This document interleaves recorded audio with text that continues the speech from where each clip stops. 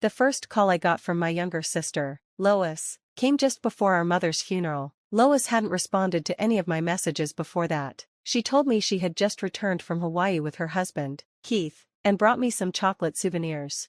I was furious at how thoughtless she was, especially since our mother had just passed away, so I yelled at her in front of the whole family. I told her, "You can have my husband, just get to the funeral already." Lois was shocked and replied with a confused "what?" from the other end of the phone. After giving her the funeral home address, I angrily hung up. I knew she would try calling back, so I turned off my phone, sat down in the family seating area, and tried to calm down. My name is Emily, and I'm 38 years old. I grew up in a family of 4, my parents, my younger sister Lois, and me. My parents were strict with me, the oldest, but they always spoiled Lois because of her pretty looks. Whenever Lois wanted something, she would give a sweet smile and say, "Emily, I want this." I would almost always give in, even though I regretted it. This pattern continued even as she grew older. Lois became very troublesome, and my father passed away 8 years ago. About 6 months ago, my mother was diagnosed with a terminal illness and had been in and out of the hospital.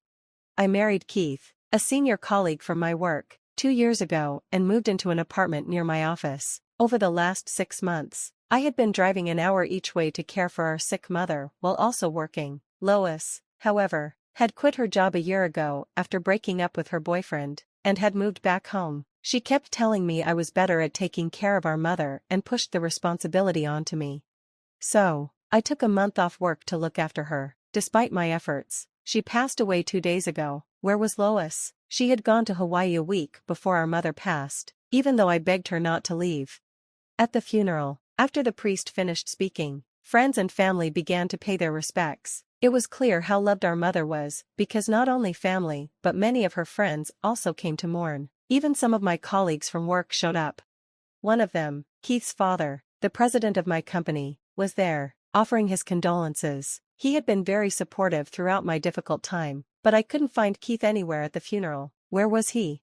Keith had been on a business trip overseas since last week, and I couldn't reach him. "I see," my father-in-law said. "I'll ask the sales manager about it. Keith and I work in different departments, and he's in sales. He often complains that I'm always busy with my own work and business trips." I tried to understand that Keith wasn't here during this difficult time, but I was still worried about handling everything on my own, especially since I couldn't get in touch with him or my sister. Meanwhile, my father-in-law took time out of his busy schedule to come to the funeral, and his support almost made me cry. I was really grateful, but I had to hold back the tears as I sat in the limo heading to the crematory with the rest of the family. When I turned my phone back on, hoping Keith might have tried to contact me, I was shocked to see nearly 30 voicemails, most of them from Lois. In one, she yelled, "Answer your phone, you can't just make up ridiculous lies, because you're upset that I took Keith from you." I was confused, but then it hit me, Lois and Keith were having an affair. My heart raced as I listened to more messages. One from Keith said, "I'm so sorry, but you're a strong woman, you can survive on your own, but I need to support Lois, let's break up." I couldn't believe what I was hearing. It was like a line from a soap opera. I felt sick to my stomach, wishing I hadn't found out this way. Why did I have to learn that my husband and my sister were having an affair, and having a great time in Hawaii during my mother's funeral? I called Lois and told her, "You need to come right away if you want to say your final goodbye to Mom. We're already on the way to the crematory." Lois replied, "That's not funny, stop lying, you're just bitter because I took Keith from you." I couldn't believe what she was saying. I told her, "But it's the truth, you must be upset about losing your husband." "Yeah, Keith is going to be the next company president, and he's rich. I understand how you feel, but there are good lies and bad lies, you know? You're an adult, you should know better." She shocked me when she said, "I never thought I'd hear that from you." Then she admitted, "I didn't know you and Keith had been cheating." I could tell Lois was happy about all of this. Ever since we were kids, she loved playing tricks on me and laughing when I fell for them. I sighed in frustration. This isn't the time for this. I told her again, "If you want to say your final goodbye to Mom, come now." Lois didn't listen. She asked, "Why do you have to bring up Dad?" Her voice sounded like she and Keith were having a discussion, and it seemed like they didn't expect me to mention him. Then, Keith took the phone. "Emily, is it true?" he asked. I replied, "If you don't believe me, do whatever you want. I'm hanging up now." After a while, we arrived at the crematory. This was my last chance to say goodbye to Mom, and my mind was a mess from everything that had happened over the last few days, plus the grief of losing her. I didn't know what to do anymore, and tears started running down my cheeks. Seeing me like this, one of my relatives patted my back and said, "Your mom would be so grateful to you, Emily, for taking care of her until the end." I stood in front of my mother's casket and said my final goodbye. "Mom, thank you for everything. I'm going to miss you so much." Just as the casket was being carried out for cremation, Lois and Keith rushed in. Lois screamed, "Wait, where's Mom?" When she saw the casket disappearing behind the doors, she tried to reach for it, but the doors shut mercilessly in front of her. "No, I haven't said goodbye to Mom yet," Lois wailed, and Keith stood behind her, stunned. "I told them, we need to move. You're disturbing everyone," Lois cried. "Why didn't you tell me, Emily? I couldn't see Mom at the end." "It's your fault." I was furious. "My fault? You should have listened when I told you how serious Mom's condition was. I can't even count how many times I explained it to you. Every time, you'd just say, 'I don't know how to handle this. I'll leave it to you, Emily.'" Lois snapped back. "It's your fault, because you didn't explain things clearly enough." Even Keith started blaming me too. I glared at them. "Then what were you two doing all this time? You were on a romantic vacation in Hawaii, right?" The relatives were shocked and whispered among themselves. They had seen how Lois and Keith had been acting, and I'd been making excuses for them, so they wouldn't look bad. I looked at Mom's casket, apologizing in my mind. I had to clear things up now. "How long has this affair been going on? You knew I was taking time off to care for Mom." I was struggling and asked for help, but all you two did was have fun together, didn't you?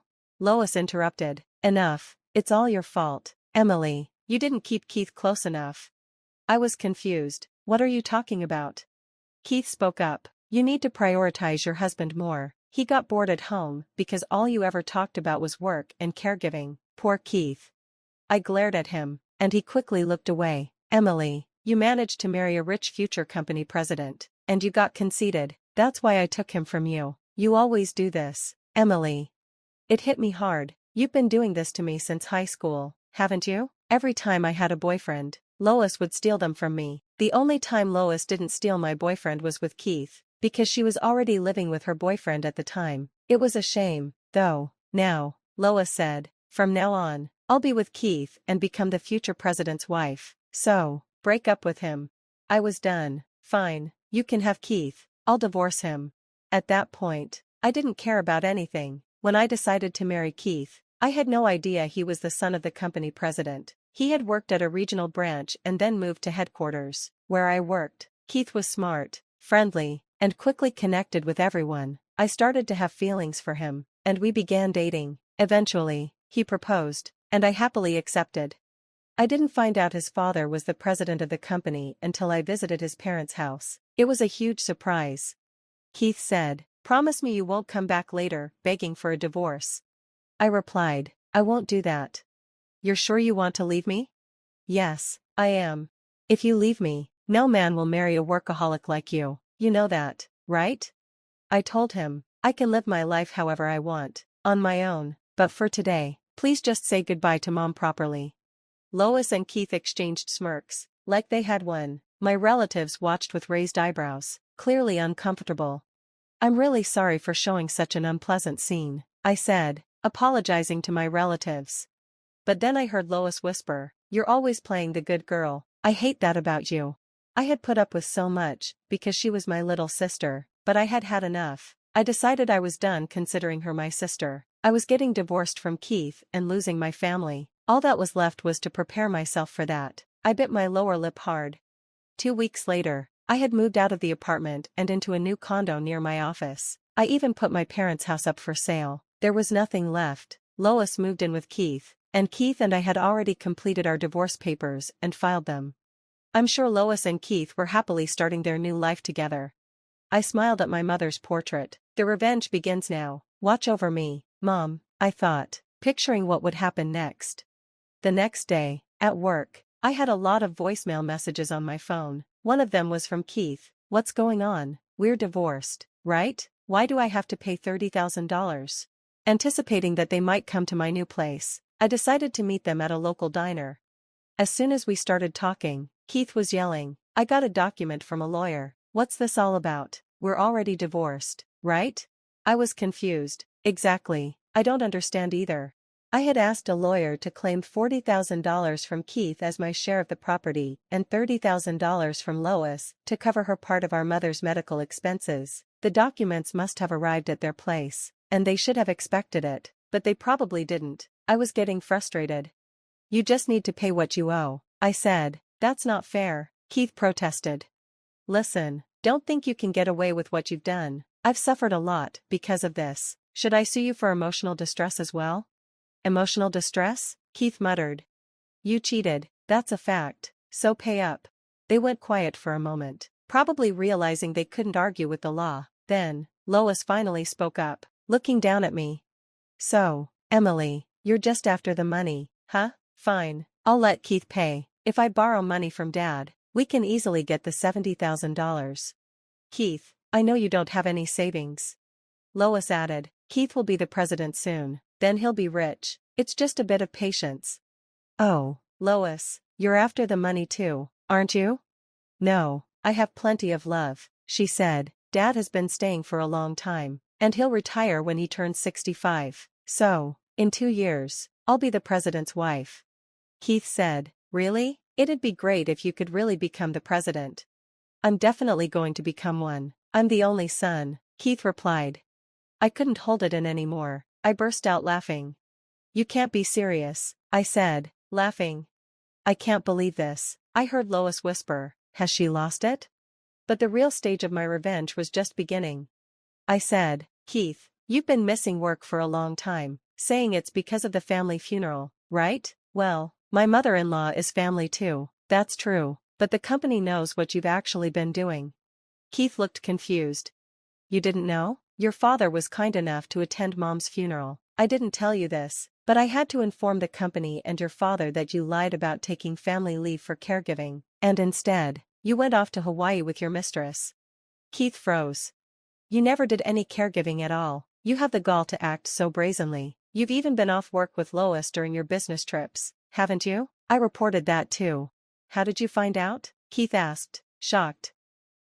Lois has been posting photos on social media, showing where and when she went out, and there were a few pictures with you in them. How shocking, huh? Keith was stunned. You knew about my social media? I smiled. It's the same account you had back when you were in high school. Of course, I knew. Lois looked uncomfortable, and Keith was shocked by my words. Hey, is it true that Dad knows everything? Keith asked. I replied, just like my mother was family to you, your father considered her family too. Of course, he would know about the family funeral, because it had to be reported to the company. Even after the funeral, he cared about me and contacted me several times. I reported everything to him, and he's very angry. He also said he has no intention of making you the next president. Keith was stunned. But I'm his son. I continued, he said he doesn't remember ever saying that. Our company follows the principle of merit, not hereditary succession.